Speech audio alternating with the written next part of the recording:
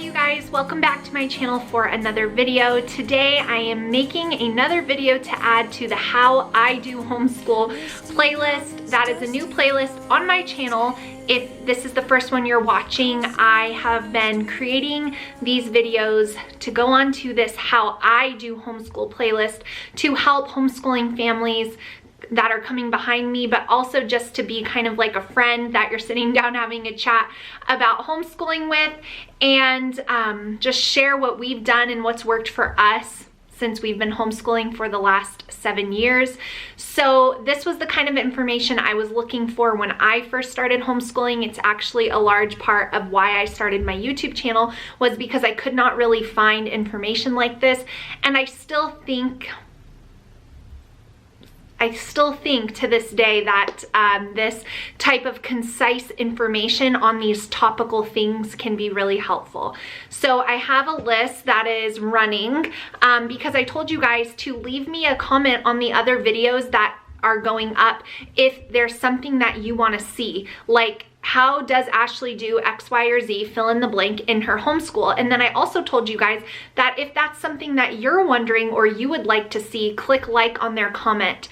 And so those videos that a lot of you are wondering about how I do something, I write down on my list, and I am just filming these, as many as I can, and hopefully we'll be continuing to upload about one a week. I've got months of content here. So before we get into today's How I Do Homeschool video, which you'll see in the title, I just want to throw the disclaimer out there. I'm going to say this every single video because you never know if this is the first video someone is watching. So I have to say this every video. If you're watching every video that's going on this playlist, you'll probably have this memorized by video number 4, and I apologize. But this is how I am homeschooling. I am not saying that this is how you should homeschool, and I'm also not saying that this is the best way to do it or a better idea than someone else's. I'm simply sharing how I do things in my homeschool that have been working for my family for the last 7 years. So take what you will from it. Take it as just opinion. Take it as, you know, you're gonna give it a try. Whatever you feel, take it as that. But I just wanna make sure I cover all the bases. So today we are going to be talking about, this was probably the second or third most requested video, is basically I'm combining a few things. How I handle distraction, no focus, and lack of effort in homeschool. So again, these get to be touchy subjects when you're talking about discipline and you're talking about how you parent. But again, I am sharing what I do, what I've done, and a lot of this is coming from a place of you guys telling me that you can tell that my kids are really well behaved, even with the minimal amount that you guys are seeing from them from what I share on social media. It's about like 1% of their life that is lived out on a picture that I might snap candidly, or a day in the life video where you see, you know, 25 seconds of something we're doing. So this is coming from you guys making this observation. Now, I will tell you, of course, that my kids are normal kids. They are not perfect children. There are no perfect children. But I will tell you that I would agree with you that my kids, for the most part, are very well behaved. Now, I will say that, you know, if you're dealing with a child that has special needs or special circumstances, you know, I can't speak to that because my kids do not have any of those situations. So also be aware of that.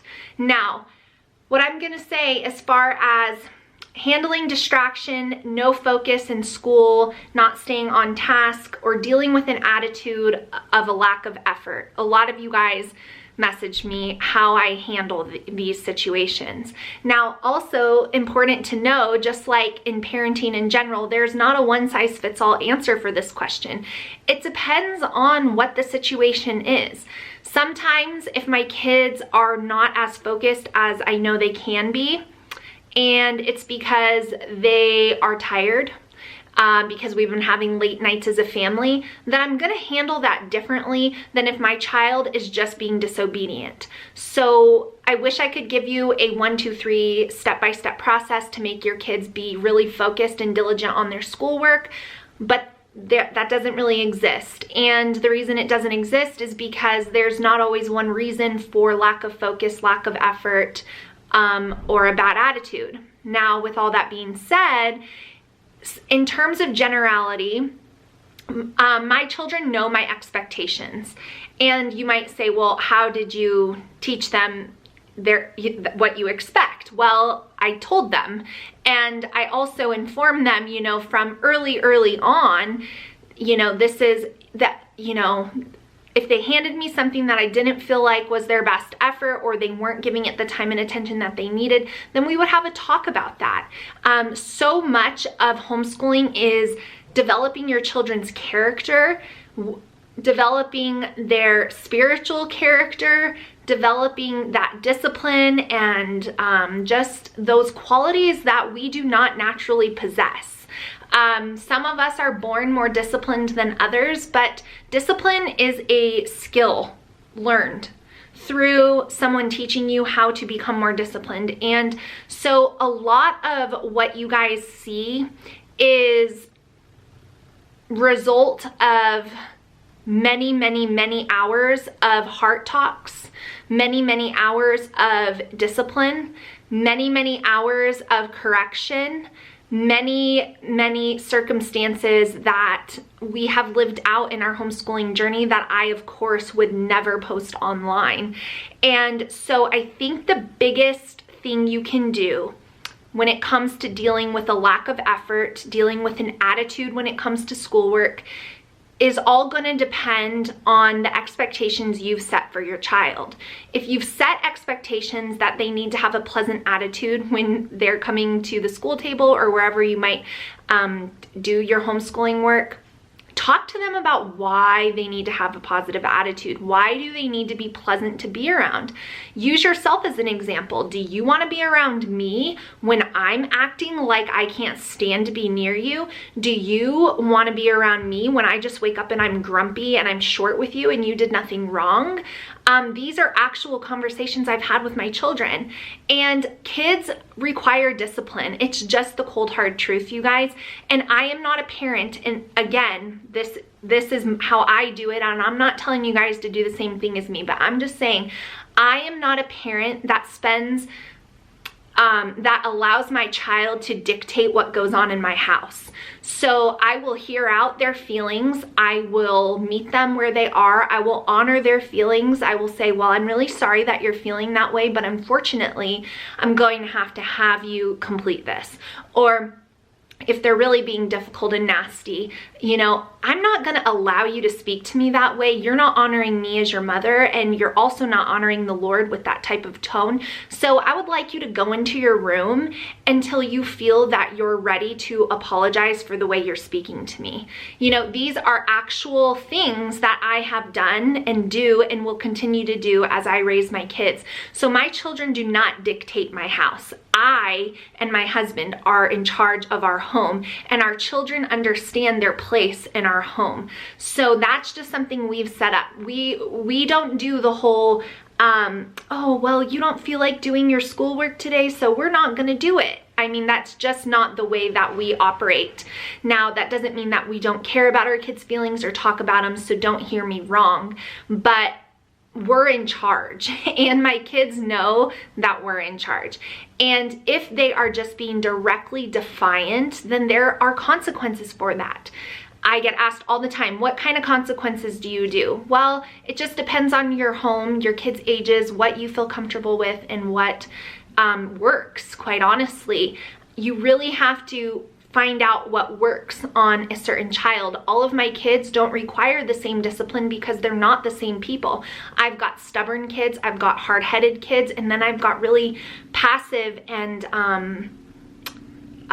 sensitive kids. I've got them all. And so the way that I discipline is not a one-size-fits-all situation. And I also parent out of grace.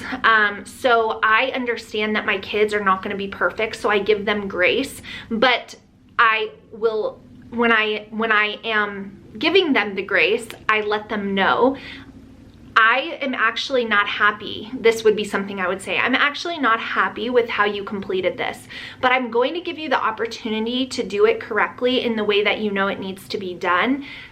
Again, now if you choose to not put your effort into this piece of work again for the second time, then unfortunately there's going to be a consequence for that. And that would be something that I have said and directly have said to my kids. So sorry my camera battery died, but those are conversations I would have with my children. Now I know a lot of you guys who watch me have younger kids, and you might be thinking, okay, well that's how she does things now, but how did you do that in the younger years? Well, in the younger years, I was establishing this foundation, and it was very difficult to do. I'm not even going to tell you it was easy. It was not. There were so many days where I would just be in tears because I was dealing with a certain kid who was just being so difficult, and it just felt like we were never going to get through to that child. But I'm happy to report that all of those initial super duper hard days of disciplining and taking things away and loss of privilege and just feeling like that's all I did over and over and over again were not in vain. They were in fact cultivating character in my children, so that the days we're experiencing now, although there are plenty of difficult days, they're not quite as difficult as that season was for me. And I think the reason why is because we were very diligent in our discipline. We were very diligent in sticking to consequences once they were issued, and we meant what we said and we said what we meant. And because we parented that way from the beginning, now it's just like, it's not even a question in my home, if that can make any sense at all. So I think if you have younger children and you're wanting them to be respectful to you, then that starts when they're really little with the way they speak to you. If you want them to learn that if they disobey, they're not going to get away with it, then you must follow through with consequences, even if that's all it feels like you're doing. If you want them to put effort into their schoolwork, then that starts with, you know, early on in their schooling journey. You know, if you can tell that they're just really not giving it their best shot, talking about that, working out those things so that by the time they're nearing high school and upper middle school, the foundation has been laid. And so that is kind of my thought process on all of that. Now to quickly summarize, because I want to keep these videos short and sweet, the whole handling distraction and no focus, you know, there's no one size fits all answer for that. So like if my kid is distracted by something in the room, it leaves the room. If my kid is distracted by, you know, a pencil that they're tapping on their hands or rolling it around during morning basket, I might remove the pencil and put something in front of them that's not noisy to keep their hands busy. If they're having a hard time focusing on their schoolwork because they're tired, then, and I'm aware that they're tired, then I probably wouldn't discipline in that instance. I would just have them go to bed earlier that night. And if it ever just becomes really ugly, and there have been a few days where it has, then I just know in my mom heart that my relationship with them is more important to me than, you know, talking about a test or something like that. And so we just will not talk about that, or we'll set it aside. But I think you have to have realistic expectations of your kids. And so I obviously would not require a 6-year-old to sit at a desk for 2 hours. That's just unrealistic. And that can sometimes be perceived as having a distracted child, but really they're just a 6-year-old. So there's so much that I could say to this video, and it's just impossible for me to give one answer. But that's how I handle distraction. And and loss of focus is just identifying what it is and then deciding what needs to be done about that. Another thing I want to mention in this video is that children are meant to be very physically active. Adults are also meant to be physically active, but children require a lot more physical activity. And so if you're having a hard time with your child not focusing and being very distracted and just got a lot of energy and really can't contain it, figure out ways to allow them to burn off energy before you try to do schoolwork with them. Because sometimes, you know, kids, especially now with the way things have been, they're just not getting the physical activity that they need. Kids need way more than 20 or 30 minutes of PE a day, you know, if they were in public school. So allow them to burn off their energy, move their bodies, exercise. All of my kids play sports, and some play, you know, more intense sports than others. And I think certain children require more intense exercise for mental or physical benefit, and sometimes that can be the answer. So, you know, if you've got a child that just has a little bit more of a struggle, you might consider upping their physical activity, and you might see an improvement. Of course, not like in an instant, but over time. So those are kind of an overview of how I handle attitudes, you know, and lack of effort and all of those things. I hope that this video was helpful. It was just impossible to tell you exactly what I do because I address each child in each case on a case by case, you know, what is going on, and then I assess it. But I hope that you heard me clearly on, you know, what I've established in my home is that disrespect is not tolerated, disobedience is not tolerated, and it's not just not tolerated because I said, it's because that's what scripture says. And so that's where we kind of operate out of. And when we have to issue consequences, we follow through.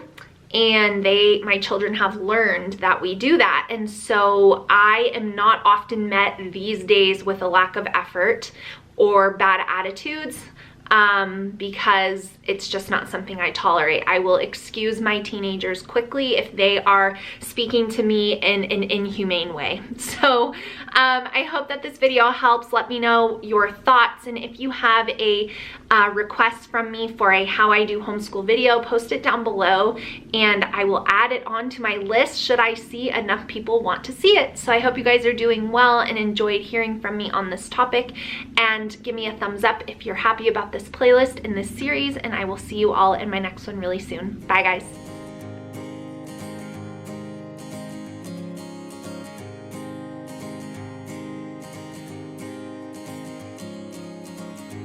Misty mountains, dusty roads ahead.